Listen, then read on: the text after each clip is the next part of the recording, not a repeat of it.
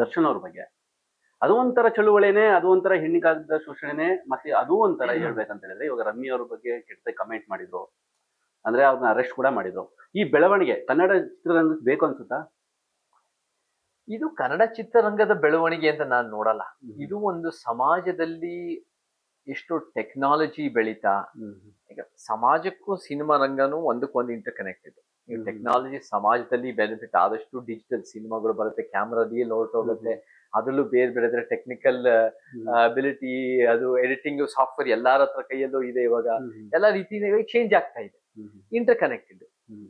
Social ಮೀಡಿಯಾನು ಕೂಡ inter connected. ಇವಾಗ ನಮ್ಗೆ ಎಲ್ಲಾ ಕಲಾವಿದರು ಕೂಡ ಸೋಷಿಯಲ್ ಮೀಡಿಯಾದಲ್ಲಿ ಅಕೌಂಟ್ಸ್ಗಳಿವೆ. ಅವ್ರ ಸೆಲೆಬ್ರಿಟಿನೂ ಹೌದು, ಬಟ್ ಸೋಷಿಯಲ್ ಮೀಡಿಯಾದಲ್ಲಿ ಎಲ್ಲರ ತರನು ಒಂದೊಂದು ಅಕೌಂಟ್ ಇರುತ್ತೆ. ಸೊ ಅವ್ರಿಗೆ ಬೇರೆ ಬೇರೆ ತರ ಒಂದು ಮೆಸೇಜ್ಗಳು ಹೋಗಿದೆ. ಆ ಮೆಸೇಜು ದರ್ಶನ್ ಪ್ರಕರಣದಲ್ಲೂ ಕೂಡ ಅದು ಒಂದು ರೀತಿ ರೇಣುಕಾಸ್ವಾಮಿ ಅವರು ಒಂದು ಬೇಡದಿರೋ ಮೆಸೇಜ್ಗಳು ಕಳಿಸಿ ಅದು ಏನೇನಾಯ್ತು ಅಂತ ನಮ್ಗೆ ಗೊತ್ತಿದೆ. ಮತ್ತೆ ರಮ್ಯನ್ಗೂ ಒಂದು ನಿಂದನಾತ್ಮಕ ಮಾತುಗಳಿಂದ ಏನೇನು ಸಮಸ್ಯೆ ಆಯ್ತು. ಇವೆಲ್ಲ ಕೂಡ ಮೇನ್ ಏನಂದ್ರೆ ಸಿನಿಮಾ ಅಂದ್ರೂ ಕೂಡ ಅದು ಒಂದು it's a form of expression.